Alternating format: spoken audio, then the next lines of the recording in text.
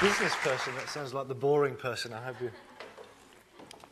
told my mum last night I was presenting at the Opera House, and she thought that was pretty cool. She said, "Simon," she said, "you're going to be Prime Minister one day, I think." Which I thought was quite funny. Not quite, Mum, but that's okay. Nice comment. So Edward de Bono, a man who knows a thing or two about creativity. In fact, he's written about 62 books on creativity and creative thinking. And he says that without creativity, we're basically doomed. I've got to say, I have to agree with him. The good news is we're not doomed. In fact, there's an abundance of creativity. And what I'd like to talk to you guys about today is how this wonderful thing called the internet is providing a platform for some really amazing business models. And I'm going to be talking about crowdsourcing creativity. What I'm also going to tell you about is a very personal journey of the last year of how we've used crowdsourcing to set up a crowdsourcing business called IMAGEBRIEF. I'm going to take you through that journey as well. So what is it? What's crowdsourcing? So crowdsourcing is basically taking a task or a job and putting that out to an undefined crowd, and really by way of an open call or an audition, trying to find the best possible person for that job. And the term was actually coined in 2006 by a gentleman called Jeff Howe, who was a Wired journalist. But it's not a new concept. In fact, this wonderful building that we're in here, the Opera House, was part of a design contest. Hundreds of entries from around the world, designers and architects put forward their submissions, and the famous Jørn Utzon was chosen.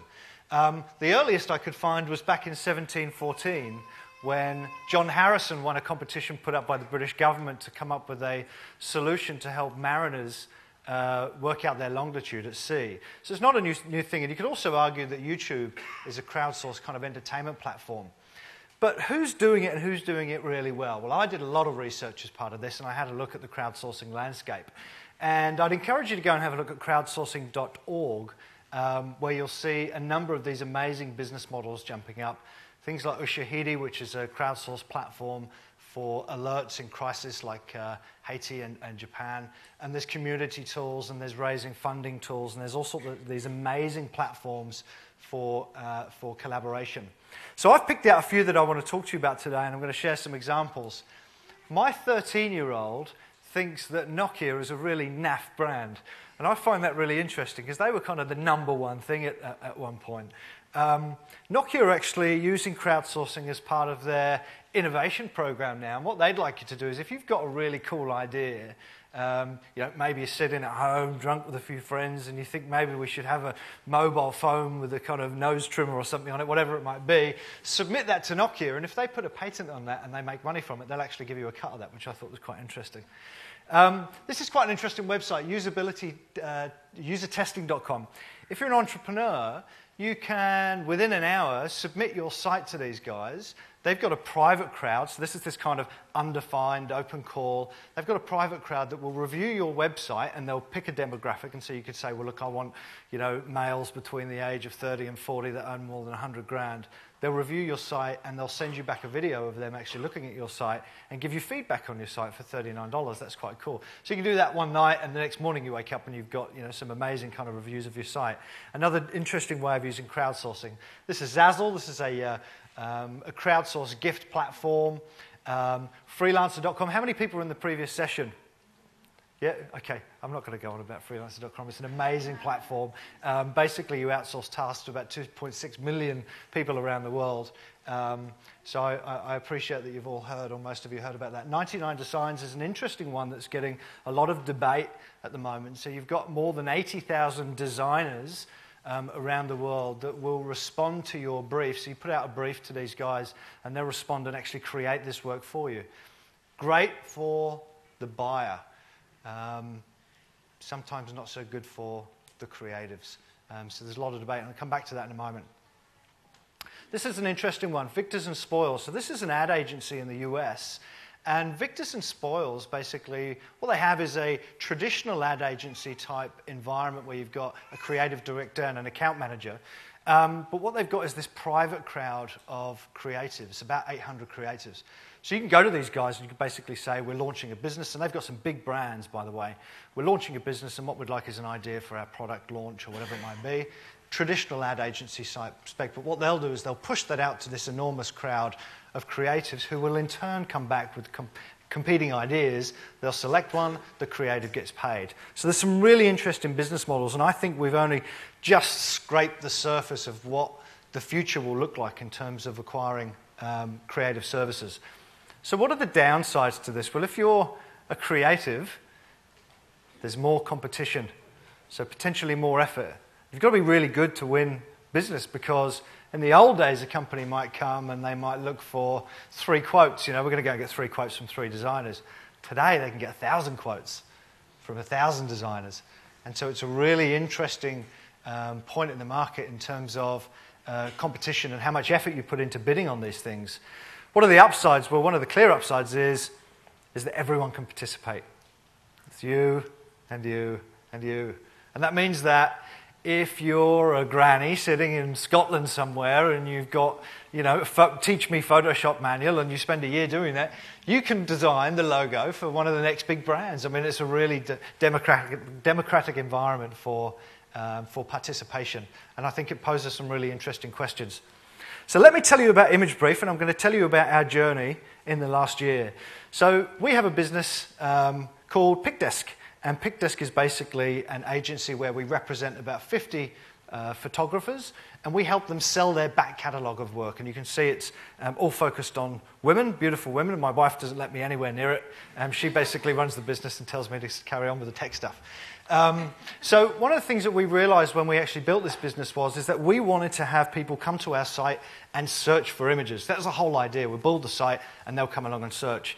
But we realized that if somebody comes to the site and searches for the word 1950s, let's say, for example, we need to make sure we account for the fact that they might type 1950 apostrophe S.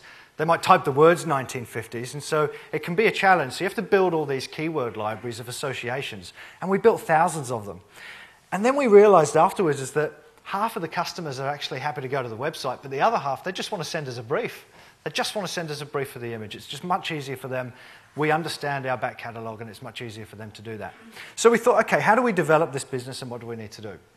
So we thought what we'll do is we'll set up a group on LinkedIn for photo editors and creative directors and art buyers, and we will listen to the conversations that these customers have, our target market. We won't go in and sell our products, we'll just set up this group. We didn't think anyone would join, it was just us at first and, you know, maybe one other person that we invited, and it's grown and it's developed, and now we've got the largest community or professional community of photo editors and art directors on the internet, on the largest professional network. And what we realized was, in listening to these conversations, was photo buyers were actually going on and saying, is there anywhere that we can post a request for an image? And we thought, oh, this is really interesting. Why is this lady Laurie, why is she on there saying, I want to go to a portal? You've got Getty and you've got Corbus and you've got millions and millions of images out there. That's the challenge. How do you navigate? How do you navigate your way around all of those different images? If you're a designer or if you're an ad agency and you want to, you know, you might come back from the client and think, right, I need a beautiful image of a girl or a man on a horse with a red hat, and you can't type all that into Getty. I mean, you just get irrelevant results. You'd get red hats and horses on their own, and it just wouldn't work. So we realized there was potentially something in this. People started to post photo contests. Okay, we've got to jump on this. This is a business opportunity. Colliding with that, there is this whole load of, how do I say it? I don't want to get sued by Getty or Corbus. There's a big problem for photographers right now in that you've got declining prices and you've got increased technology. So you've got people that have got cameras that are really, really good, and they're potentially competing with the photographers from the old world that what shall I say, are not happy about all the increased competition. So Getty and Corbus basically own the bulk of this market. It's a $200 billion market, and they've spent the last 15 years acquiring lots and lots of companies. And so from a photographer's perspective, you've got very little outlet to sell your images. You've got the main 2 choices if you want to sell your stock photography. So we looked at all this and we thought, well, there's obviously a business opportunity here. Are the photographers happy? Well, we realised that from a lot of the industry associations and press is that there are backlashes against some of the contracts for the photographers. Okay, by now it was like fait accompli. We've got to do something about this. So we thought, wouldn't it be cool if there was a platform where a buyer anywhere in the world could sit and post a brief and have an alert go out to all the best photographers in the world, and have those photographers in the comfort of their own home or studio be able to look at that request and actually come back and say, well, look, I've got an image that I took 2 years ago. It's in my back catalogue. I know my catalogue and I understand this brief, so I can submit that. And it means that from a buyer's perspective that they don't have to manage these huge databases of connections with photographers, and they get to connect with photographers in all different parts of the world. So we decided to build the business. And it started about a year ago. We thought it would be a 3-month project. One of my developers sitting in the front here, he's smiling. Took a lot longer than 3 months. We went through and built all the project plans and worked out, well, what are all the processes in that? And we need PayPal integration and we need legals and we need all this stuff. And I think looking back, you know, you kind of go, oh, would we have done it? Well, yes, we would, but it's a painful process to go through, but also a lot of fun.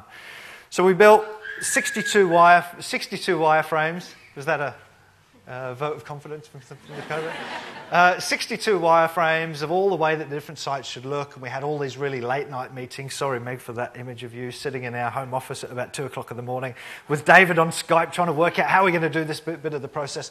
And eventually we went live with the site about 3 or 4 weeks ago. And it was a little bit of like a leap of faith. We didn't know what was going to happen. We've built it and we think we've got a good idea, but we're not quite sure. That's Muggins here on the front there. You see when you're the owner, you have to do everything. You're on a limited budget. So we put it out there and went to photographers. We said, photographers, start selling to the world. And within about an hour, all of a sudden, the emails started coming in. Registration, registration, registration. So we're all going, oh my God, this is amazing. We've got all these registrations, registration. So we've got hundreds of photographers within the first couple of days. And we thought, okay, we are onto something here. There is no doubt about it. So, give you an example of the quality of the photographers. My cousin somehow saw the post on Facebook and sent me pictures of his cat. And I said, look, we're really looking for professional photographers. I can't have you on here at the moment. It's all about quality and not quantity. Roderick Bond, last year's emerging photographer of the year by Capture magazine. Amazing kind of, you know, studio and motion shots. Kelly for Jack, he's a lifestyle photographer, shot for Men's Health and Grazia and all sorts of amazing magazines. Gavin O'Neill, international photographer. These amazing shoots. He's been in Vogue and Harper's Bazaar. And so what we have is all of a sudden we've got this network of photographers that are open to receive briefs. So how do you access this network and how does the whole thing work? Well, basically you go on and you type in the type of image you want. And again, it's not like going onto a stock image library where you have to go, you know, horse and then get all the horse ones and then wade through millions of ones that don't have, you know, the guy on the horse with the red hat, whatever it is you want. So you basically be as expressive as you want. You can go in and say, I want this, I want that, I want it to look like that, I want it to be this colour, I want it to look like this image that I've actually found that I really like. And so you can post all this information. And then as a buyer, you basically sit back. Your brief goes online. You select how much you choose to award. But ultimately, the photographer chooses whether they decide to sell or not. So it's a direct relationship. So if you think about, and I always think about when you get these kind of big monopolies, you know, Coles and Woolworths, etc., what we've done here is almost like saying, instead of going to the supermarket, the stock image library, and searching through 200 million products, which is roughly how many images some of these libraries have, we're going to put you directly in contact with the farmer. And that's what we're doing here. You're basically dealing directly with the supplier and they get to make this communication. So this is a post that we put up. This is just some images that came back. We asked for images of photographers in action. We had 125 entries. These are some of the great ones that we liked. You can award on the platform. If you don't find the image, it's no problem. We had an ad agency come up the other day. They got $5,000. If anyone's got any images of Dubai from the sky and they want to earn $5,000 for it, please post them on there because we've got an active project. And so we've got lots of press. We're really, really excited about the press. And I think what the press are interested in is this turning an old business model? When I say old, I mean when Getty and Corbis came out 15 years ago with their businesses, I think they were new technology, they were amazing. But is this turning it on its head? And is this giving the photographers a new voice? And is this opening up new connections? And so our goals or our outcomes for this are, we want the photographers to decide on the pricing. So we don't want a stock library to be determining how much they sell their images for, and we want to give them the bulk of the revenue. So we've turned the whole revenue model on its head. Instead of owning 30%, they own 70%. It's easier and faster for the buyer. So a buyer can sit down anywhere in the world and connect to all these amazing photographers all over the world, so it's easier for them. And ultimately, it will be more profitable for both, because it will be faster and easier to make that connection. Something that would never have been possible without the internet. That's the talk. Thank you very much. So, if you're an amazing photographer and you want to register, we'd love to hear from you. And yeah, I hope you have a great day. Thank you very much.